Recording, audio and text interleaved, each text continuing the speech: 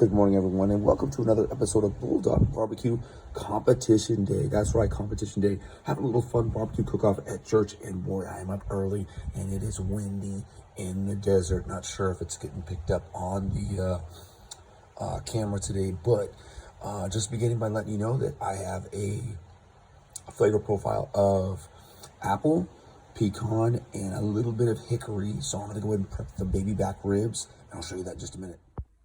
All right, everybody, so right now you are looking at a couple of beautiful slabs of baby back ribs, and just want to remind you of a couple of rib basics. See that sheen right there? These ribs are wet from the package. Going to want to pat those dry with a paper towel, and also make sure, I've already started on this side right here, that you remove that membrane right there, right here, before you add your binder and your rub. By the way, I like to use spicy brown mustard.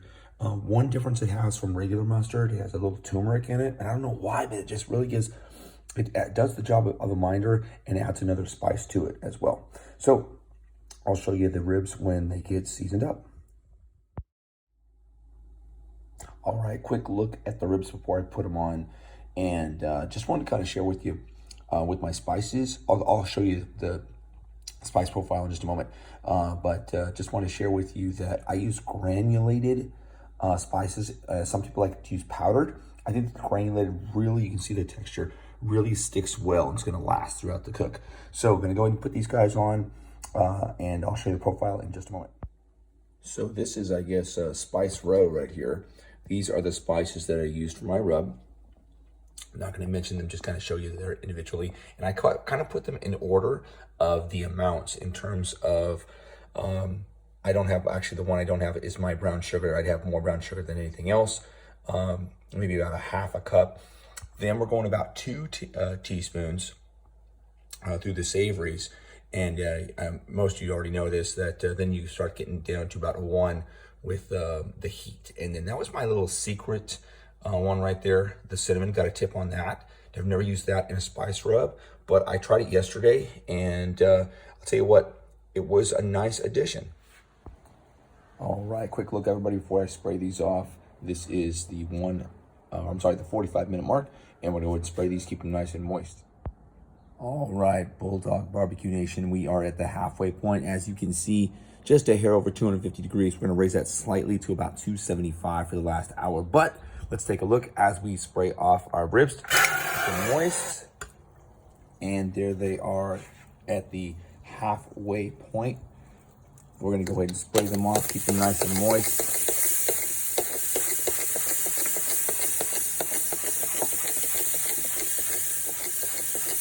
They still have some time to go. Notice we don't see a lot of the separation of the bone from the meat, so that indicates that we need some more time.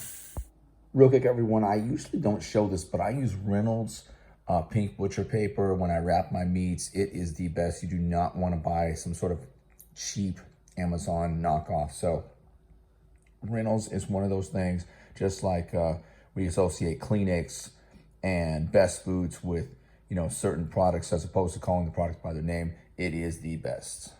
By the way, my Dallas Cowboys breakfast cup. Go Cowboys. Okay, here at the 2-hour mark, and you can kind of see we're starting to see a little bit of separation of that bone from the meat. These are really meaty back ribs. And we're going to go ahead and wrap these in the butcher paper and get them going. All right, we've reached the 3-hour marks, and these ribs smell amazing. I wish you could experience this. I've mentioned this before. Smell-o-vision, next great thing. So the plan is, off to church, going to transport these in a cooler, and then after the church, on to the competition. All right, everybody, we're going to competition, and there are the ribs into the smoke ring, and I will let you know how we do later. Well, here's the result right here. As my dad always said, Antonio, never run out of food, and that's what I did. So only half of the folks were able to try my ribs. So I got second place, but very thankful with how things turned out. So, signing off from Bulldog Barbecue, reminding you to keep on smoking meat that is